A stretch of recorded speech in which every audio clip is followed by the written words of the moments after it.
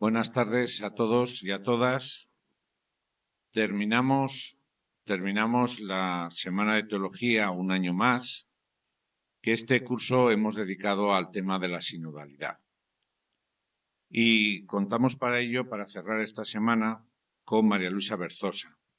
María Luisa Berzosa, a pesar de los años, está en la vanguardia de la Iglesia Católica. Entró en la Congregación de las Hijas de Jesús con 21 años y hoy ya han pasado más de 60. ¿Quién lo iba a decir? Viéndola, uno puede decir, oye, seguro que tantos no han pasado, pero sigue pensando y sintiendo, pisando la tierra. Hija de maestros y licenciada en Filosofía y Letras, el lenguaje es muy importante para ella. El Papa Francisco la nombró hace 2 años consultora en el Sínodo de los Obispos, uno de los órganos más importantes en el gobierno de la Iglesia. El Papa Francisco, sin pelos en la lengua, propuso en uno de los encuentros sinodales aprobar una enmienda que dijera textualmente: pasemos de las palabras a los hechos, porque desde el Concilio Vaticano II se han dicho maravillas sobre la labor de las mujeres en la Iglesia, pero no se había avanzado mucho, por no decir casi nada. La enmienda se aprobó. Ahora esperemos que empiece a correr. Estos últimos años el Vaticano sí está dando pasos en la integración de la mujer, no en cantidad, pero sí en calidad.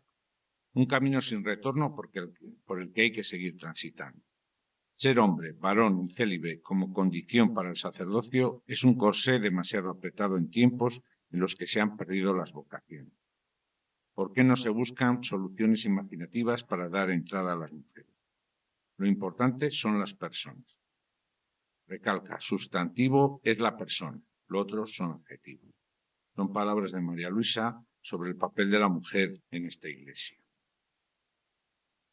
Está en un mundo real, fuera de los muros de los conventos y de las columnas del Vaticano. De su experiencia en los foros de la Iglesia, en los que muchas veces es la única mujer entre varones, se siente escuchada y respetada. Desde septiembre reside en Roma. Ya es la 3ª vez y trabaja codo con Natalie Becker, la primera mujer en el Sínodo de los Obispos que ha entrado en una secretaría con derecho a voto. Un sínodo de los obispos, dice María Luisa, que tendrá que cambiar pronto el nombre, tarde o temprano. María Luisa nos decía que ha dejado pasar unos días desde el final de la Asamblea Sinodal para poder reposar las vivencias recogidas en mi corazón a lo largo del pasado mes de octubre. Por eso es ahora el momento de compartir la experiencia ya interiorizada. Así se expresaba en una publicación de Religión Digital en la que compartía su experiencia en Roma en el mes de octubre. Siento que he vivido en una caja de resonancia mundial, que en el aula estaba la Iglesia en su universalidad y el mundo que la envuelve. Considero un regalo haber sido testigo directo de las búsquedas compartidas y por eso no quiero guardarlo para mí, lo cual le agradecemos. Y sin más dilación os dejo con María Luisa Berzosa, que nos va a hablar, no como en algunos carteles que ha habido, que se han transitado por ahí, que hablaba de la sinodalidad y los jóvenes, sino la sinodalidad y el pueblo de Dios. Muchas gracias por venir y te cedo la palabra. Muchas gracias. Buenas tardes. Muchas gracias por la invitación. Muchas gracias por tus palabras, Juan Carlos. Venir a Burgos para mí es venir a un lugar de familia. Mi madre vivió aquí sus últimos 12 años en la residencia de las Hermanas Angélicas. Tenía un hermano que murió hace 1 año y medio, pero vivió aquí toda su vida, prácticamente laboral. Y yo he pasado con mi madre muchos veranos acompañándola y paseando por esta bella ciudad. Entonces volver a Burgos me trae resonancias cordiales, agradables. También esta invitación para hablar de lo que una lleva en el corazón, pues es un regalo que agradezco infinitamente y que, como decía Juan Carlos, que yo he dicho y lo repito, el privilegio de haber tocado de cerca las asambleas sinodales no me lo quiero guardar, lo quiero compartir en la medida que pueda, ¿verdad? Estamos afirmando desde el primer momento del actual sínodo que nos referimos a la Iglesia como pueblo de Dios Esto no es nuevo, esto es del Vaticano II, ¿verdad? Ese cambio que se hizo con la Lumen Gentium, que lo graficamos de pirámide a círculo, que no es un dibujo simplemente, sino es todo un cambio de concepción de iglesia, ¿verdad? Ese sínodo de pueblo de Dios, en una de las asambleas el Papa lo expresó, lo reflexionó y lo escribió y lo publicó. Nos referimos a esa iglesia donde caben todas las vocaciones, todas las llamadas, todos los carismas.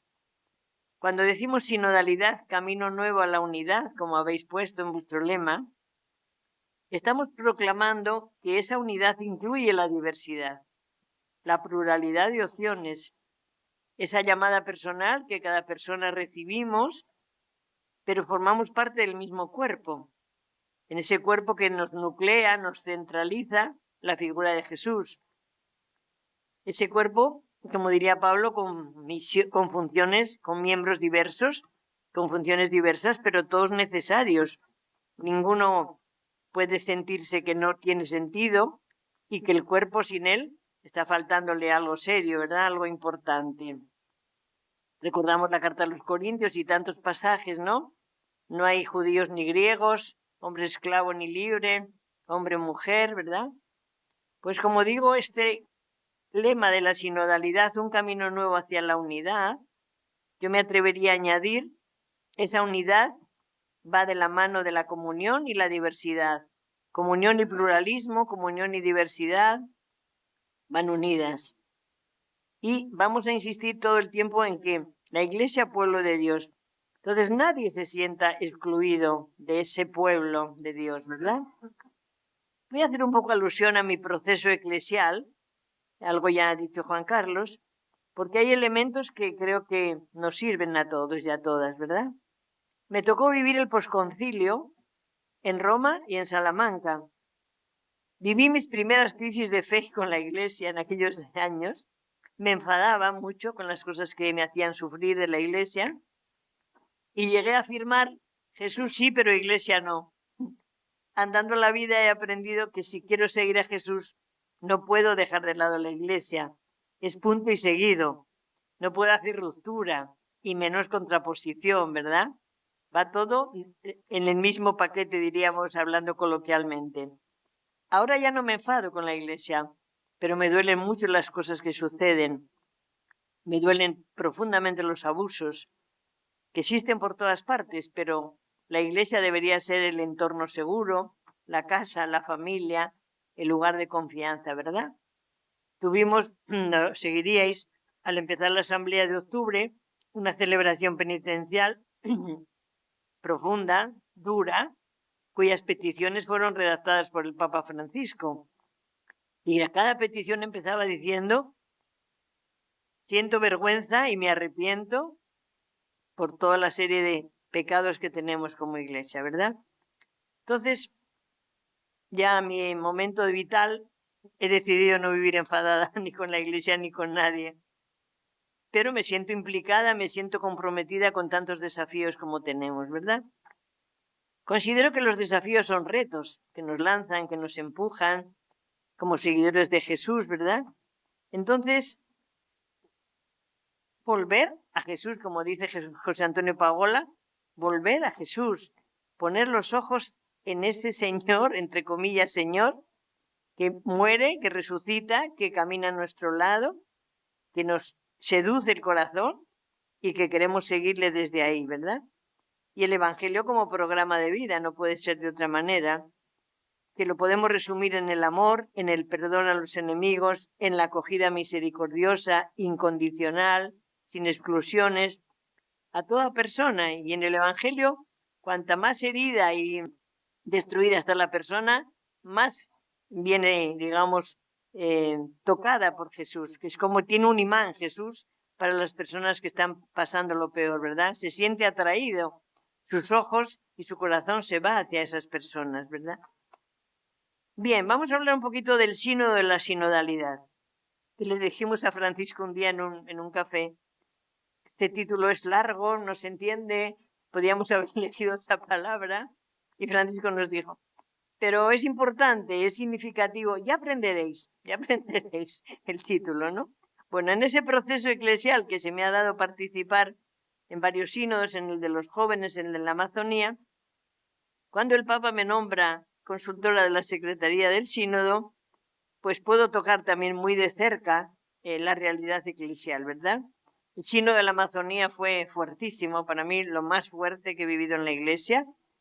¿Por qué? Por las denuncias proféticas duras que hacían quienes estaban en el aula, aborígenes, ¿verdad? Ellos y ellas, y hablaban con toda autoridad, porque estaban viviendo las matanzas, la deforestación, la destrucción de la naturaleza. Pero lo más impactante de nuestros hermanos aborígenes era lo que decían, pero ¿cómo lo decían? Con paz, con tranquilidad, iba a decir, con cordialidad, nunca con agresividad, nunca recriminando, nunca cargando, digamos, lo negativo, sino esto estamos viviendo, esto como seres humanos no puede seguir existiendo, ¿no? Entonces fue una gracia, yo considero una gracia en mi vida ese sínodo, ¿verdad? Después fui invitada a participar en las comisiones del sínodo, en la comisión de espiritualidad, en el grupo de ejercicios espirituales, a lo que me dedico prácticamente, también en la comisión de comunicación. Había 4 comisiones: teología, metodología, comunicación y espiritualidad. Bueno, entonces, del 21 al 23, de octubre 21 a octubre 23, nos reunimos todos los meses, largas y reuniones y densas reuniones, para preparar materiales para recoger las aportaciones que llegaban.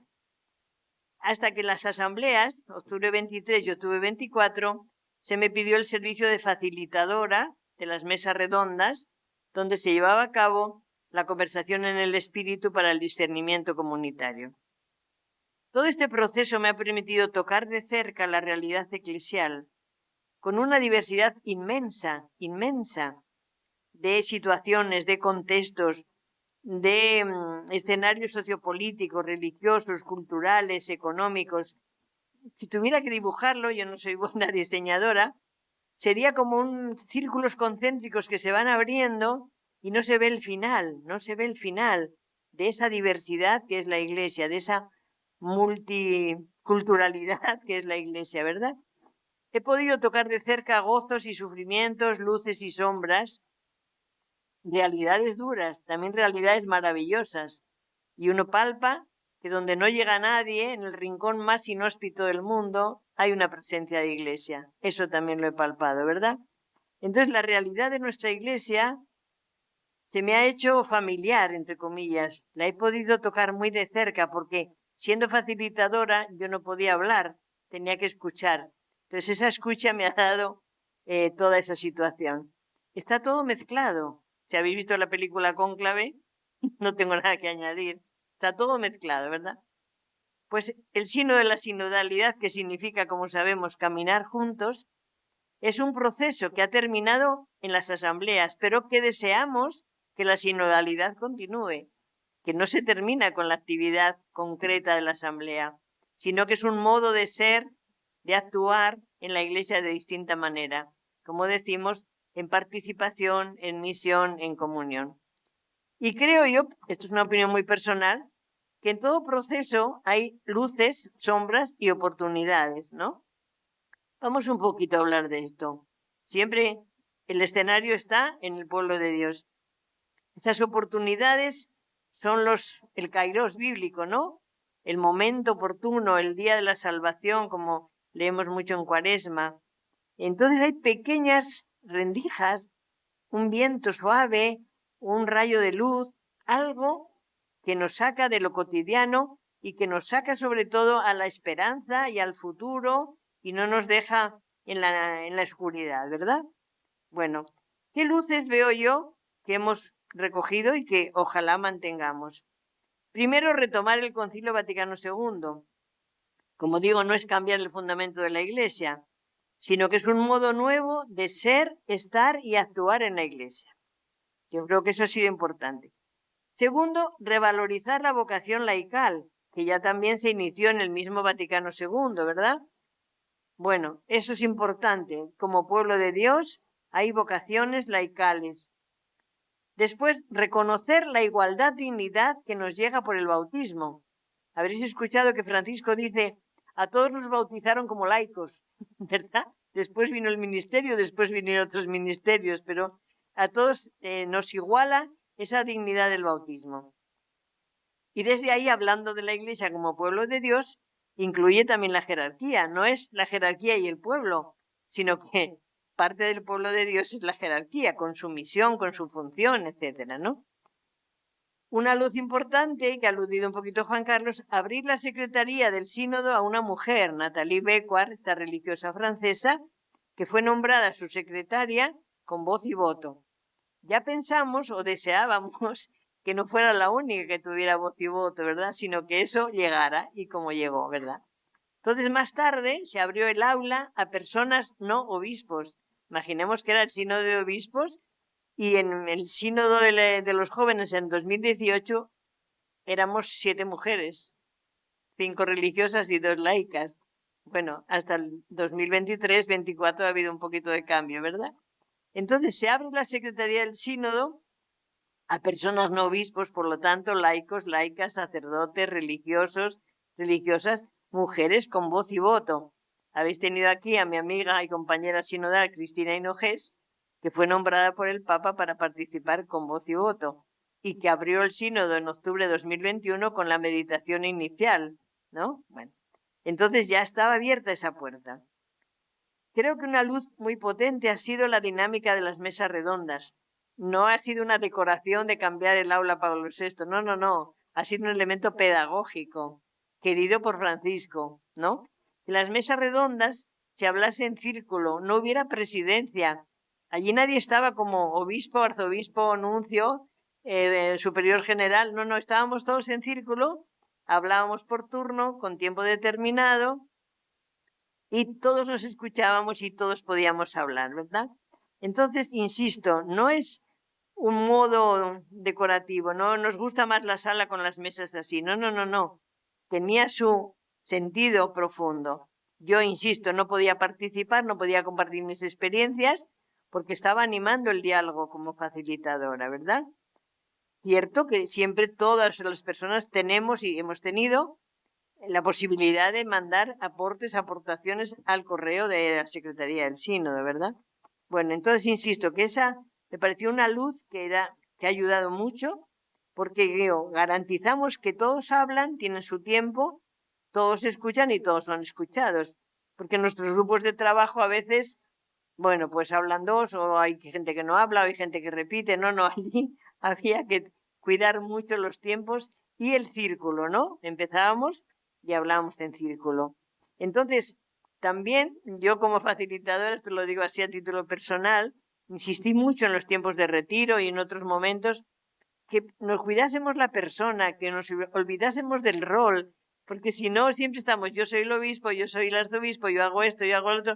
No, allí vamos a tratarnos como personas que estamos todos en la misma barca, iba a decir, ¿no?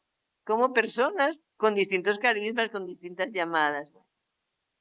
Bueno, dicho las luces, las sombras, sigue habiendo grupos marginales que no integramos, siguen en el margen, no solo por rechazo de la jerarquía, también en nuestras comunidades. Tenemos no integración de todas las personas, hacemos separación, hacemos exclusión, ¿verdad? Bueno, eso es muy importante tenerlo en cuenta, tener en cuenta qué personas tenemos en los márgenes. La lentitud en los procesos de incorporación de la mujer en los puestos de responsabilidad, ¿verdad? Se van dando pasos, insisto, hay diferencia entre 2018 y 2024, pero siempre como en segunda línea, cuando escuchamos y leemos el Predicate Evangelium, se dice que laico, laica puede presidir un dicasterio, ahora lo está haciendo en la vida religiosa una religiosa italiana, misionera, que ha estado en África, Simona Brambilla. Bueno, quien tiene de segundo en el dicasterio de la vida religiosa a un cardenal, Víctor Fernández Artime, salesiano, ¿verdad? No deja de ser curioso que un dicasterio que se dedica a la vida religiosa, donde evidentemente somos 600.000 religiosas en el mundo, el dicasterio esté formado solo por religiosos, obispos, arzobispos, religiosos, nunca una mujer. Como la vida religiosa es de ambos, para ambos. Bueno, eso va cayendo, como digo, despacio, pero va llegando.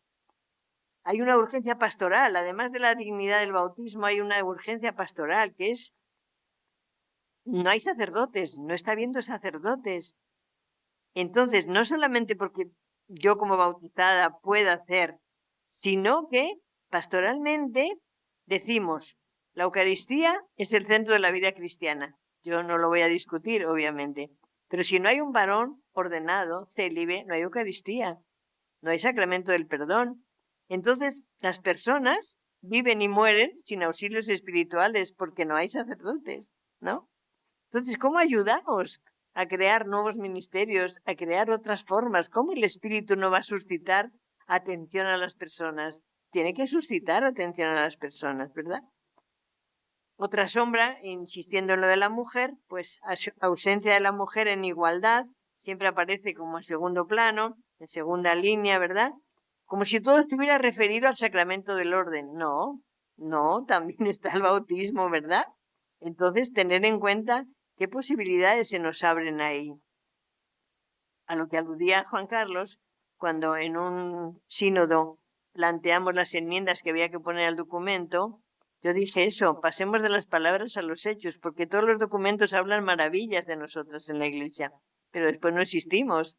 Entonces, votamos, todo el mundo estuvo de acuerdo, muy bien, y entonces el moderador de esa mesa, que era Carlos Aguiar, un arzobispo de México, me dijo, ¿estás contenta, María Luisa? Sí, el papel todo lo soporta, mientras no se lleven los hechos, pues seguimos lo mismo, ¿no? Bueno, tengo que reconocer que se van dando pasos, insisto, ¿verdad?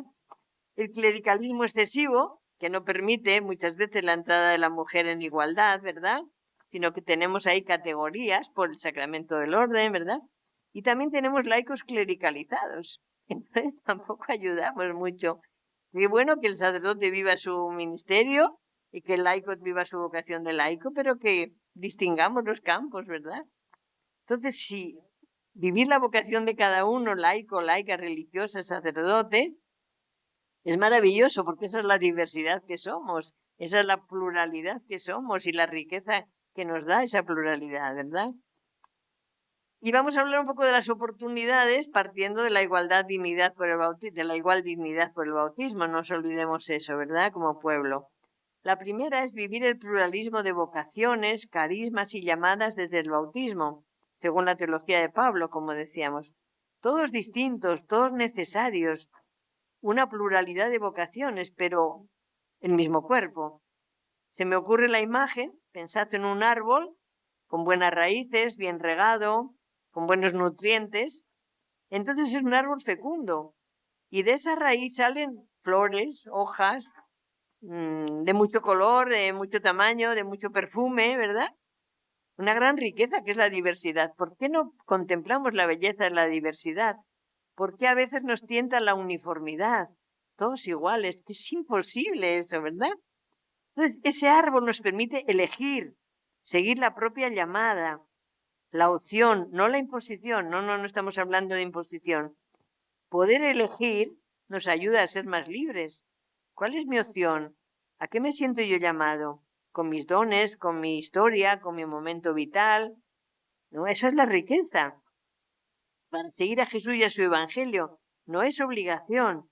Yo creo que lo de Jesús es un encuentro con una persona que te seduce, ¿verdad?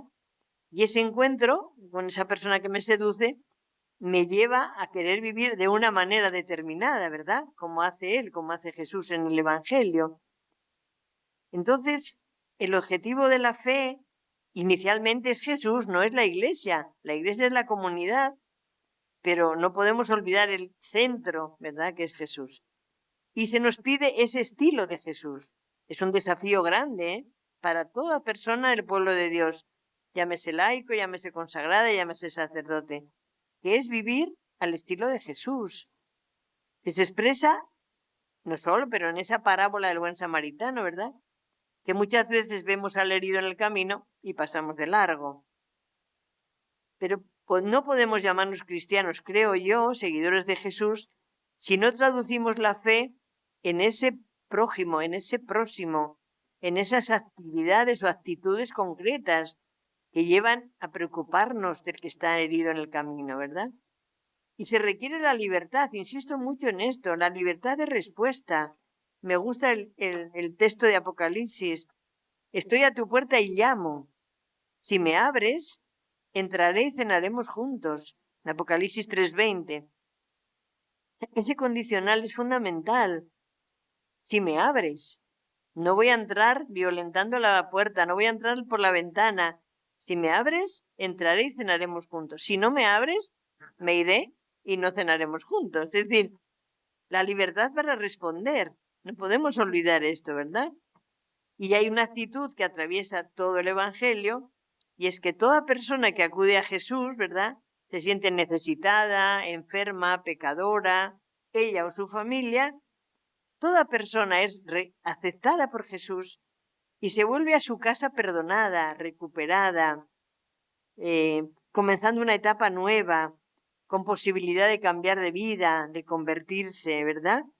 Ninguna se siente rechazada, ninguna persona queda excluida de la atención de Jesús. Cuando las personas acuden a nosotros y nos piden alivio y nos piden ayuda y nos piden, ¿cómo respondemos? Recordamos el caso de aquella mujer que estaba encorvada y no podía ponerse de pie, llevaba 18 años encorvada, y Jesús la sana y ella comienza a caminar erguida. Y dice Lucas en ese pasaje, comenzó a alabar a Dios, ¿verdad? ¿Qué hacemos nosotros cuando las personas que acuden en búsqueda de escucha, de perdón, de alivio para sus heridas, hacemos exclusión, marginamos, ponemos etiquetas? No es de mi familia, no es de mi país, no es de mi color, no es de mi lengua, y quedan fuera. Y tenemos en la iglesia mesa dividida. No todas las personas pueden sentarse a la mesa del banquete. Podemos tener mesa para puros, mesa para impuros, divorciados que no pueden comulgar, personas con distinta orientación sexual. ¿Qué hacemos con todo eso? Una vez me dijo una persona que se considera católica, tenemos un problema en mi familia. ¿Qué pasó? Que mi sobrino, 32 años, se va a casar con una mujer paraguaya. ¿Y cuál es el problema? Respuesta, en nuestra familia nunca entró nadie que no fuera europeo. Eso existe, ¿no? Existen nuestras barreras mentales, barreras en el corazón, ¿verdad? Bueno, pues es ocasión de revisar dónde están nuestros parámetros cordiales y acogedores de personas, ¿verdad? Hay un núcleo que nos desafía, que es la misión. ¿Qué es la misión? A todos, laicos consagrados, creo que el desafío es la misión.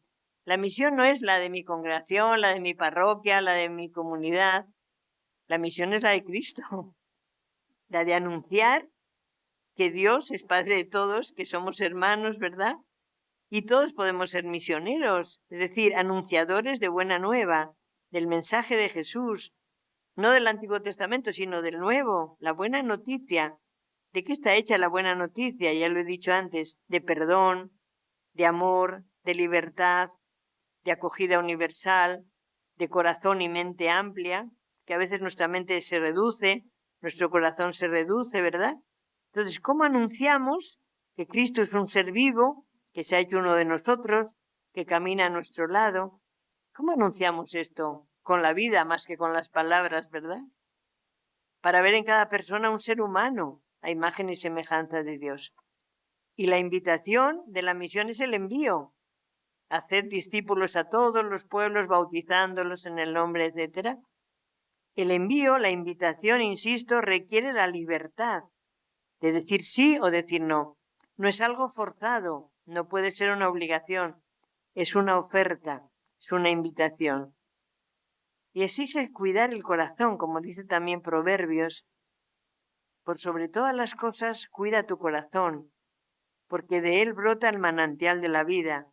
Proverbios 4:20, ¿no? ¿Cómo nos cuidamos para cuidar? Eso que decíamos tanto en tiempo de pandemia, pero siempre es ocasión de cuidarme para cuidar a otros, ¿verdad? Otro punto es como personas de pueblo de Dios, ser reconocidas con nombre y rostro, como mujeres laicas, consagradas, laicos. Tenemos muchos desafíos en hacer presencia, no solamente como bautizadas, insisto, sino también en el campo pastoral. Y como los sacerdotes van disminuyendo, imaginar que en la Amazonía hay comunidades que tienen Eucaristía una vez al año y otras cada 3 años, ¿verdad?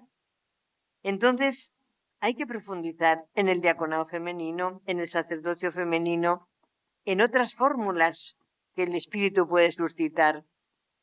Están las comisiones de estudio, ¿verdad? Que sabéis que tienen sus temas específicos y hay estos temas para seguir profundizando y para seguir aportando, porque piden sugerencias y aportaciones para que no cerremos la puerta al diaconado femenino, al sacerdocio, porque no sabemos lo que el mundo y el Espíritu nos va a dar, nos va a presentar. No podemos cerrar puertas, ¿verdad?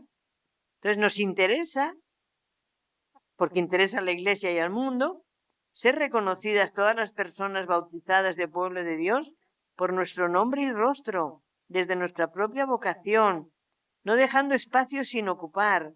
Cuando decimos a veces las mujeres, yo lo critico, no soy capaz, no estoy preparada, no estoy a la altura. Estamos dejando lugares, espacios que no retomaremos más. No dejemos esos espacios, por favor. Hay otro punto que es, nos implicamos desde dentro o no. ¿Cómo nos implicamos? El compromiso es a tomarse en serio la pertenencia. Y si pertenezco, participo. Parece un juego de palabras, ¿verdad? Si no me siento parte de la Iglesia, paso olímpicamente. O critico negativamente. Criticar positivamente para mí es comprometerse para que las cosas vayan a mejor. Y eso no solo el Papa y los obispos, cada uno donde estemos, en la iglesia local, en mi parroquia, en mi comunidad. Si no puedo en un sitio, me voy a otro, pero no puedo dejar de aportar lo que yo veo, ¿verdad? La iglesia es clerical y varonil, el sacramento del orden ha marcado muchísimo y está marcando. Bueno, vamos a intentar que las cosas vayan cambiando, ¿verdad? Hacia otro modo. Insisto, se abrió el aula sinodal a no obispos. Se ha nombrado a una mujer al frente de la vida religiosa, a otra en el gobernatorato del Vaticano. Primera vez. En el Consejo de Economía hay 6 mujeres expertas en economía. Hasta entonces eran todo cardenales. La comisión donde yo participé eran 14 obispos. De pronto entramos 6 personas, 4 mujeres y 2 varones. El número puede ser pequeño, pero se cambia la dinámica de la reunión, porque hay más visiones y no solo la de los obispos. Eso en pequeño, en una comisión de 14 personas, imaginar a nivel universal, ¿no? A título de anécdota, en una de las reuniones de esa comisión estaban 14 obispos vestidos de negro, porque ya se permitió que solo llevasen sus ropas de obispos en la apertura y en la clausura. Así que todos de negro, de Kleinman negro, en una aula pequeñita, así los pupitres en círculo, el Papa de blanco y yo de colores. Esa era la escena, ¿no? Bueno, nadie habló, era el primer borrador del documento final del Sínodo de la Amazonía. Nadie habló de la mujer. Yo era ahí la única mujer, nadie habló. Yo levanté la mano, hice mi aportación. Silencio, movimiento de cuerpo en la silla, pero nada más. Bueno, termina la reunión y Francisco tiene mucho humor, ¿no? Sale Francisco, se pone en la puerta y nos va saludando a cada uno. Yo le doy un abrazo y un beso y le digo, Francisco, ¿cómo me has metido en este grupo tan negro? Y me dice, para que pongas una nota de color. Y a continuación me dice, pero ves que tienes que estar así, ¿eh? Ves que tienes que estar, porque si no estás, nadie dice lo de la mujer. Le digo, sí, Francisco, pero esto es una gotita en el océano. ¿Yo qué hago aquí? No, María Luisa, hay que poner la gotita. Y seguía con la mano, poner la gotita. Y en octubre, cuando empezamos la asamblea, fui a saludarle. Dice, ¿qué haces? ¿Estás haciendo lío? Digo, no, estoy poniendo la gotita. Entonces se acordaba y nos reímos muchísimo. Y estaba el fotógrafo oficial, que siempre está pegado al Papa, Giuseppe, que ya lo conocemos. Cristina y yo le dijimos el año pasado, vamos a hacer una foto con usted, porque usted hace fotos a todo el mundo, pero a usted nadie le hace fotos. Bueno, entonces presenció ese diálogo y estábamos a carcajada, y cuando termina, yo ya me iba, me dice, señora, usted se divierte mucho con el Papa, ¿no? Y el Papa con usted. Digo, sí, nos divertimos mutuamente, ¿no? Bueno, eso a título de anécdota, pero hay que poner la gotita, que no sé de eso que hay que seguir poniendo, ¿no? Entonces, bueno, yo tengo puesto aquí, tenemos un camino abierto. Esto no se ha terminado en las asambleas, pero continúa la sinodalidad. Ahora nos toca llevarlo a la vida. El documento final es amplio y abierto. Yo creo que da juego para toda realidad.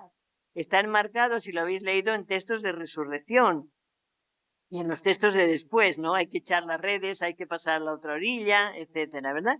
Y lo más bonito de todo esto es que no hay documento aparte. Este es el que ha validado el Papa, es un documento eclesial, ¿verdad? Entonces, como personas pertenecientes al pueblo de Dios, reconozcamos nuestros dones, hagamos nuestras aportaciones sin complejos, somos corresponsables, somos adultos en la fe, no tenemos que pedir tantos permisos, seamos propositivos, audaces, en dar pasos adelante, no en dar pasos atrás o quedarnos sentados esperando que el sacerdote haga. No, sintámonos parte, ¿no? Insisto, la sinodalidad es un proceso sin final. Nos toca a todos, en los diversos niveles, hacer la realidad. Insisto, podemos seguir aportando sugerencias a las comisiones de estudio. No perdamos esas oportunidades. Hasta el 31 de marzo de este mes se pueden mandar aportaciones, siempre al correo del sínodo, a la secretaría, ¿verdad? Creo yo que la sinodalidad traerá los cambios que deseemos y nos comprometamos a hacer realidad desde el pequeño espacio o gran espacio que tengamos. Es verdad que va a depender mucho quién está liderando comunidades o instituciones, organismos, pero no es el único espacio. Estamos todos invitados, ¿no?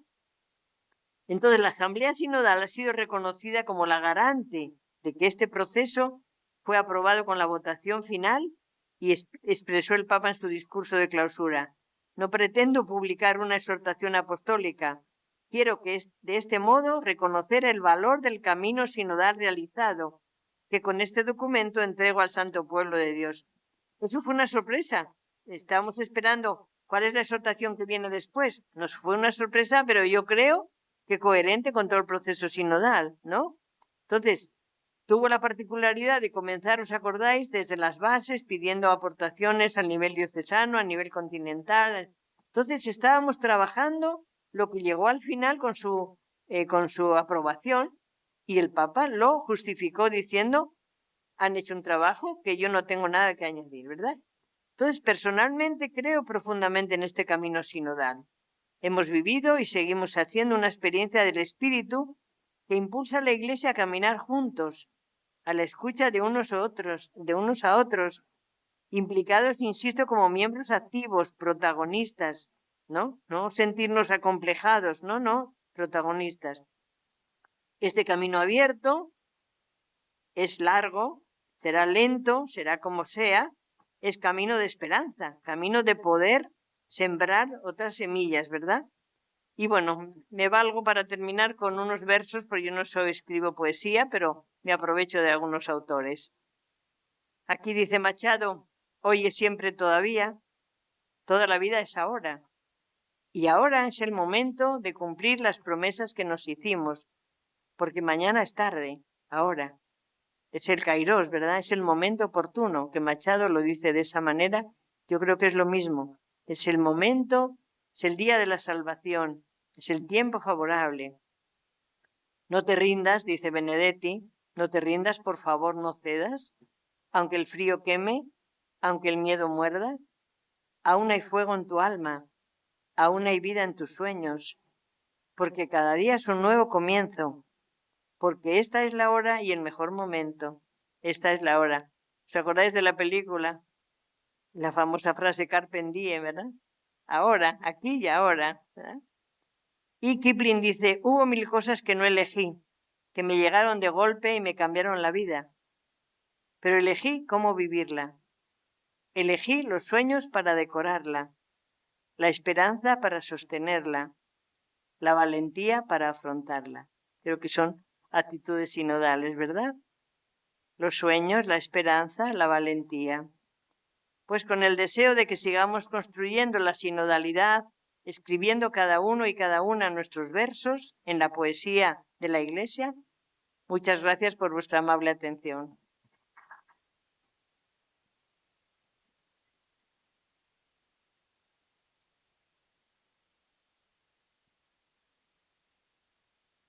Bueno, pues muchísimas gracias, María Luisa, por habernos presentado este sínodo tan interesante y habernos presentado este camino de esperanza. Ahora, bueno, podéis hacer vuestras preguntas. Mejor de una en una que no todas juntas. Y no lo dejéis para más tarde, porque más tarde ya hemos acabado. Ahora es el momento. Ahora.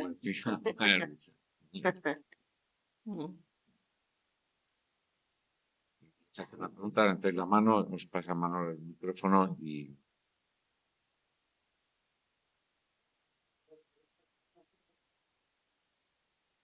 La pregunta que sea, la siguiente pregunta más alta que la primera, porque la primera no se audió bien.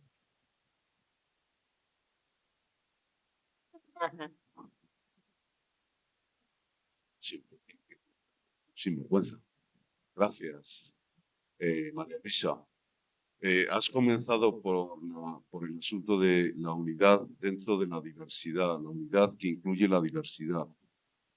Todos somos conscientes del momento que atravesamos como Iglesia en cuanto a polarización, enfrentamiento, divisiones. Sabemos que en la Iglesia hay un movimiento contrarreformista. Han sacado y han salido a la luz pues, esos señores que se llaman pseudo-adventistas. Sabemos que hay un movimiento muy potente contra el Papa. Entonces, ¿cómo se vive esto de la unidad dentro de esta grandísima diversidad? Si no todo vale. ¿Cuáles son los criterios a seguir? ¿Cuáles son los filtros?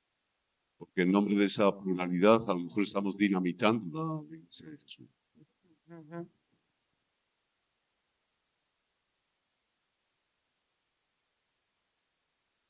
Esa es una realidad que sabemos que existe, que está, ¿verdad? La pregunta es que has hecho es ¿cómo vivimos la comunión en la diversidad? Yo creo que un beneficio o un fruto de la sinodalidad es lo dijo Francisco desde el primer momento, poner a Cristo en el centro. Pero claro, la lectura de Cristo en el centro tiene muchas variables también. Cada uno la lee de una manera distinta, ¿verdad?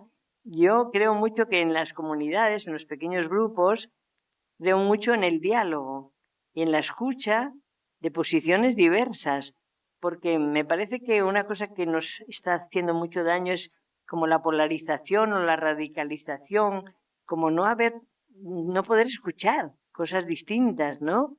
Entonces, si estamos en un grupo o si estamos lo que sea, yo pienso así o digo esto, inmediatamente no puedo terminar el mensaje porque viene sofocado por lo contrario, pero lo contrario es como yo que tengo toda la verdad, o sea, yo no sé cuáles son las fórmulas que nos pueden ayudar, pero creo que el diálogo, hay un profesor en Valencia que tiene unas técnicas que llama conversar, algo, no me acuerdo el título, pero bueno, quiere decir que hace técnicas para decir que conversar no es pelearse, no es agredirse, no, sino escucharse y hacer diálogo y hablarnos como venir. Y también yo creo podernos hablar si somos capaces desde dentro de mi experiencia, desde dentro de mi situación. No tengo esta idea en la cabeza y te voy a machacar la tuya. No, puede ser que tu idea sea válida como la mía. ¿Por qué no? ¿Por qué no? Pero si no escucho, evidentemente no doy entrada a nada, ni a que sea válido ni que sea inválido, ¿no? Y entonces, también hay ahora mucho, imagínate, estamos en el aniversario de la elección del Papa precisamente hoy, ¿verdad? Y entonces, ¿y qué va a pasar? ¿Y qué va a pasar al futuro? Bueno, ¿creemos que somos parte de esta Iglesia y por lo tanto con todas las consecuencias? ¿Nos sentimos comprometidos a que las cosas sigan de esta manera o no? ¿O nos sumamos a las radicalizaciones que cierran puertas, que no abren, que no. Sé que no te doy respuesta, pero no la tengo. Estoy como, ¿no? No la tengo. Pero insisto, yo creo mucho y lo he experimentado también en grupos que acompaño, en congregaciones y tal. Esta técnica de la mesa redonda, de la conversación en espíritu, ayuda mucho. Intentémoslo, intentemos buscar fórmulas que nos ayuden a escucharnos, a dialogar, a intercambiar, a enriquecernos con la diversidad que somos. Si es una riqueza, ¿verdad? Pero no sé qué nos pasa que queremos la uniformidad, pero no podemos pensar todos igual. Y a veces pensar distinto lo siento como ataque. No es ataque, es mi pensamiento, es mi forma o mi experiencia, es mi modo de entender, no sé, ¿no? Sí, yo estoy de fuera, yo vivo en Roma, entonces no sigo mucho la vida de España, pero cuando vengo noto una crispación, es como que llega sobre la piel, ¿no? Sí, se percibe. Y eso no ayuda, no construye, ¿no? Lo que no sea tomarnos a hablar de lo distinto, no construye, ¿verdad? Pero bueno, seguimos apostando y esperando.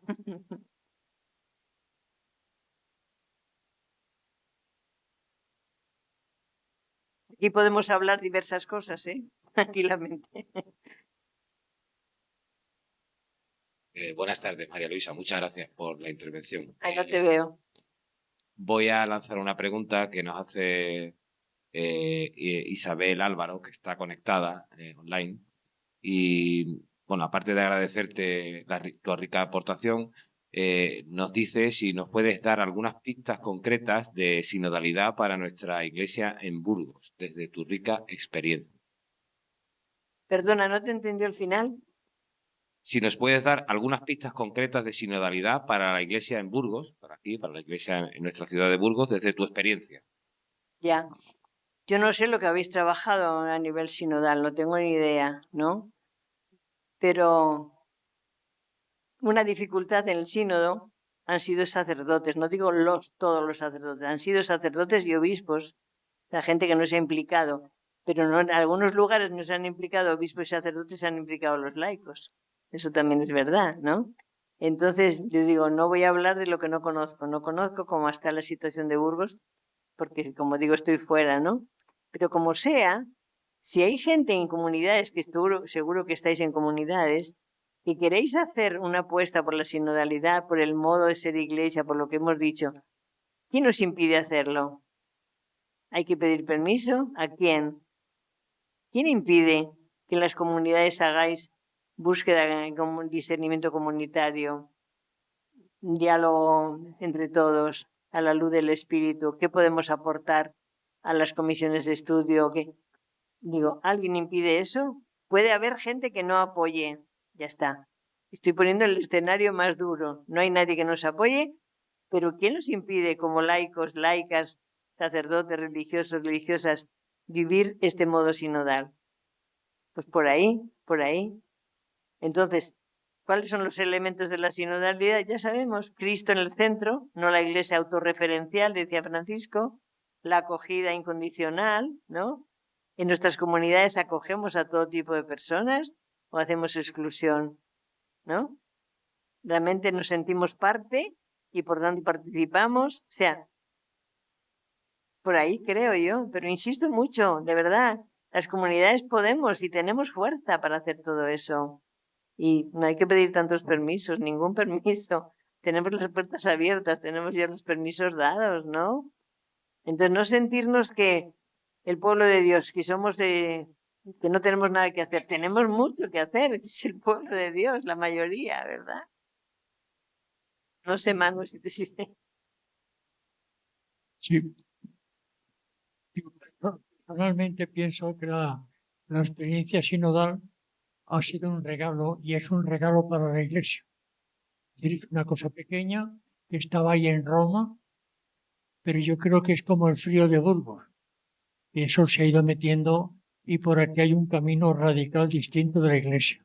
Sí. Pero no en cuanto a las formas, sino en cuanto al planteamiento de raíz, de comunidad, de escucha, porque el papel no lo da la jerarquía, sino lo da, como tú decías, el bautismo, ¿no?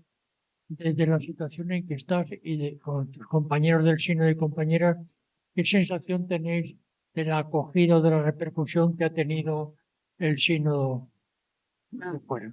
Porque ya esto ha terminado, Ya. más o menos, qué ecos buenos, malos ha llegado, admitiendo que o vamos por aquí o la iglesia se queda sola, vamos, no se queda hasta sin muerto, ¿eh? Hasta sin muerto.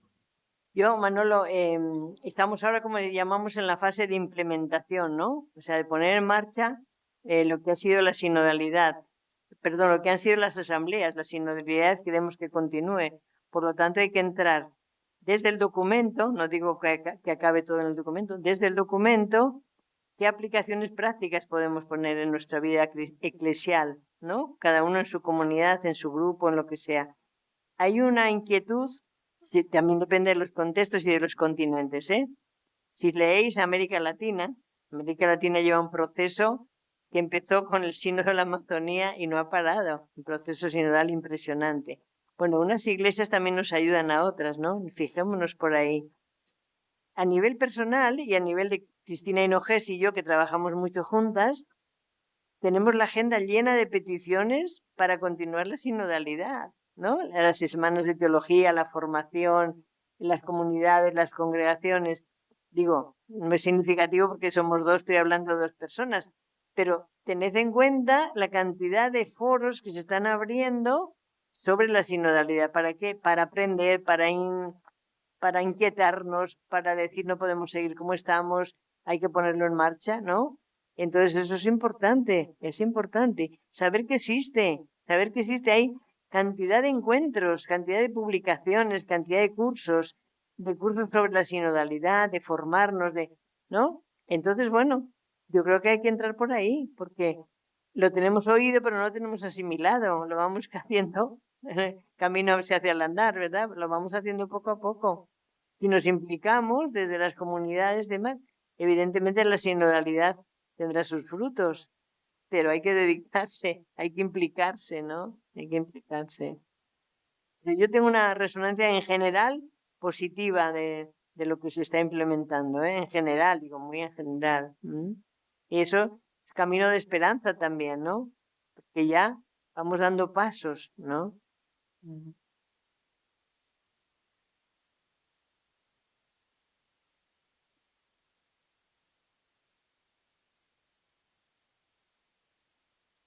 Solo es una reflexión, ¿eh? Sí, Que yo siento que la Iglesia, que dentro de la Iglesia hay mucho deseo, hay mucha iniciativa, hay mucho grupo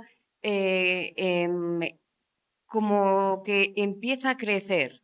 No sé cómo decirte. Hay, en cuanto a lo espiritual, el compromiso con las mujeres, el compromiso con los emigrantes, hay mucho. Pero yo como laica, siento que seguimos lo que tú has dicho. Si no hay un sacerdote o un reconocimiento por parte de la Iglesia de lo que yo estoy haciendo, no me siento segura. Y por otro lado, en los primeros pasos que doy, que todavía no tengo claro lo que está sucediendo, pero de hecho el Espíritu te lleva, o Dios, o lo que sea, no te dejan llegar hasta el siguiente paso, porque ya está la vara de cortar ahí.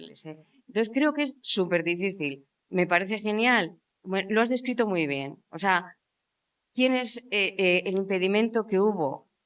Vino por parte de la jerarquía. Los laicos quieren. También hay laicos que se han puesto ¿no? Tú lo has dicho también. Pero creo que hay o sea, que vivimos dos mundos diferentes. Igual es esa parte de la diversidad que tú dices, ¿no? Pero en la Iglesia vivimos dos mundos diferentes. Los que ya hemos dicho, mira, voy a hacer lo que se me ponga porque da igual, no te van a reconocer haciendo cosas diferentes de lo que ellos proponen. Y luego los que proponen volver a Trento, iba a decir. sí, es una lucha permanente. Pero que sea, a ver, a mí no me gusta decir si es fácil o difícil. ¿Es apasionante o no? ¿Vale la pena meterse por ahí o no? Es como lo del tesoro. ¿Sí? ¿Has encontrado un tesoro por el que vale la pena dejarlo de más y meterte por ahí? Tantas asociaciones que están surgiendo también de mujeres, ¿no? En la iglesia actual. Bueno, todos esos son signos de que se puede. Ahora, si no se puede aquí, vayamos a otro lado. También tengamos libertad, libertad de movimiento según el Espíritu nos va indicando, ¿no? Porque no podemos perder, o sea, dejar de atender la vida de la vida de la gente, la vida de la iglesia, la vida pastoral, ¿no?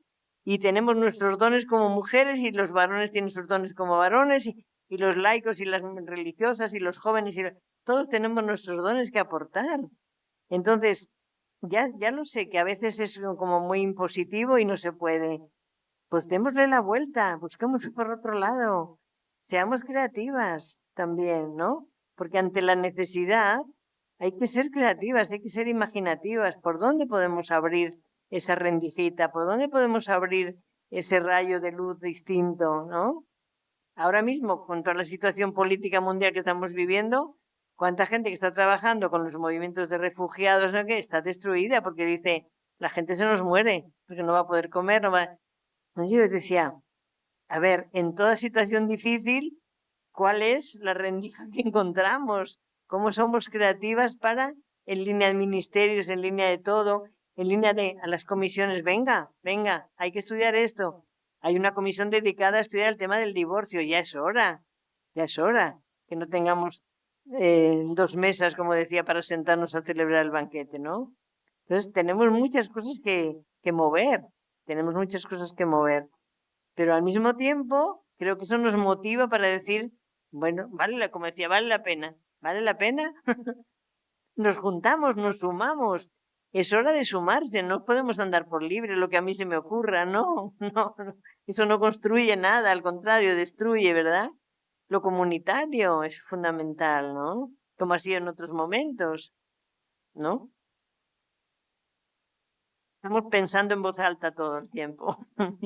Gracias. Sí, hola, buenas noches. Yo he disfrutado como un enano, perdón por los enanos, pero he disfrutado como un enano escuchando, que ha sido una maravilla. Y es lo que me voy a llevar de aquí, el disfrute que he sacado de aquí. Hay otra cosa. Decía Javier, decía, bueno, de esta cuestión de los opositores, los sedevacantistas estos, bueno, pienso que es normal. Es que hemos estado así muchos siglos, pero muchos. A ver, ahora quién me quita la batuta. Yo quiero seguir dirigiendo. Y eso es muy difícil. Entonces, bueno, pues ahí está. Lo que sí yo sé es que con esto y este Papa y el sínodo, el Espíritu ha soplado. Yo pienso que ha soplado. Es más, lo pienso así, ¿eh? Con todo mi corazón. El Espíritu se ha lanzado a la calle. Se ha lanzado a la calle. Ha salido de allí. ¿Volverá? Pues volverá porque tiene que volver, porque también allí está. Ha saltado a la calle y entonces, bueno, pues todas estas cosas de que, ¿y qué hacemos? ¿Y qué no hacemos? Pues a seguir. Y como decía un amigo mío del pueblo, decía, tía para adelante, a seguir. No hay quien pare esto ya. ¿Que habrá problemas? Los habrá. ¿Que tenemos que luchar? Que tenemos que luchar. Decía la compañera, dice, claro, si a mí me dicen y no me dejan y se me oponen y tal, pues si no es a favor, será en contra. Pero hay que seguir. No me voy a ir a otro lado a buscarlo. ¿Por qué? Como decías tú. ¿Para qué me voy a ir a otro lado a buscarlo? Si soy de aquí. Y aquí está. Mi iglesia. Mi iglesia. No hay otra. La mía. Gracias. Gracias. Yo suelo decir cuando me preguntan, la sinodalidad ha venido para quedarse. Pero depende de todos y todas que la mantengamos, ¿no? Que no se vaya, que la mantengamos. Sí, sí, sí, sí.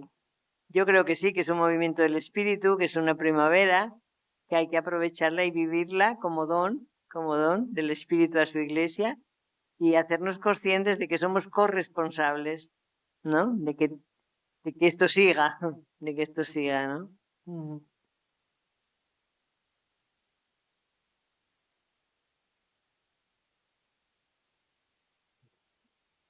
Hola, buenas tardes.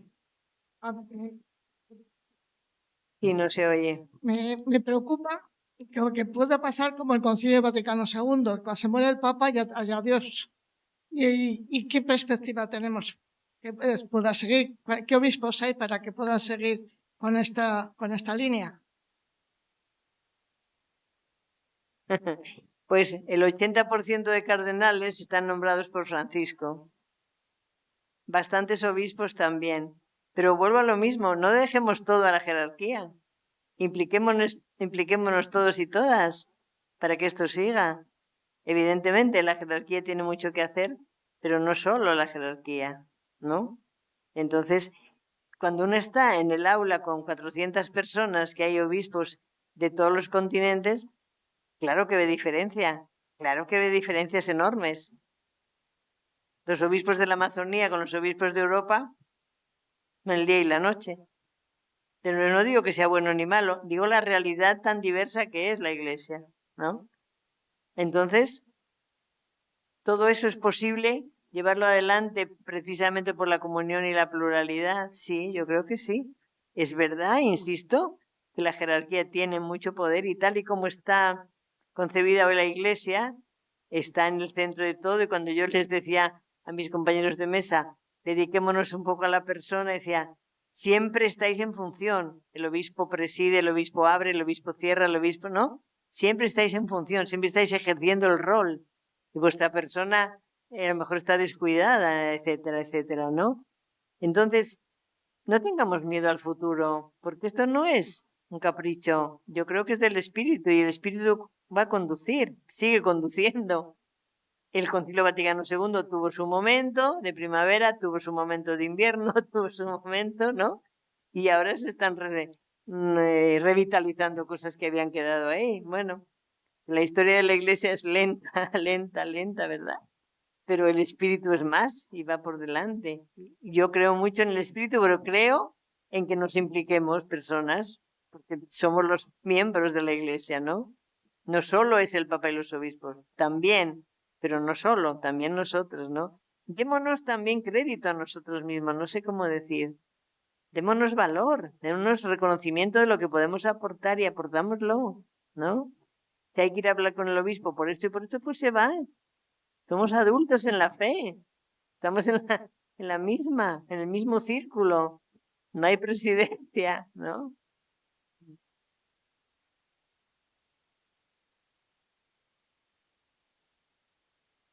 ¿Me pregunta más?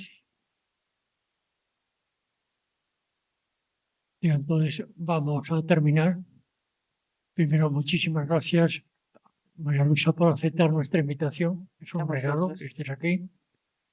Hemos estado recordando cuando nos conocimos en Valladolid hace muchos años con la pastoral juvenil. Allí estamos. Allí venimos. Después, gracias a vosotras y vosotros por venir. Entonces, con esto terminamos la semana de teología. Y una cosa os digo, desde el CIE, el grupo que coordina el CIE, estamos abiertos a sugerencias para posibles temas. Nos gustaría que, y luego ya buscamos a las personas, ¿de acuerdo? Y después, el sábado 22, vamos a tener aquí un retiro de 9:30 de la mañana a 1:30, que lo vamos a acompañar Ángel y yo, y va a ser en el contexto de la sinodalidad, de modo que la gente pueda hablar tranquilamente, podamos rezar, y el tema va a ser ¿qué es la verdad? Es el diálogo de Jesús con Pilatos, ¿qué es la verdad? Porque me parece que en la situación en que estamos, de la polarización que tú has nombrado, pues es muy importante qué es la verdad. Y a la hora de hacer un discernimiento y a la hora de caminar y soñar juntos con una iglesia y a una sociedad distinta, ¿qué es la verdad? Estáis invitados, invitadas.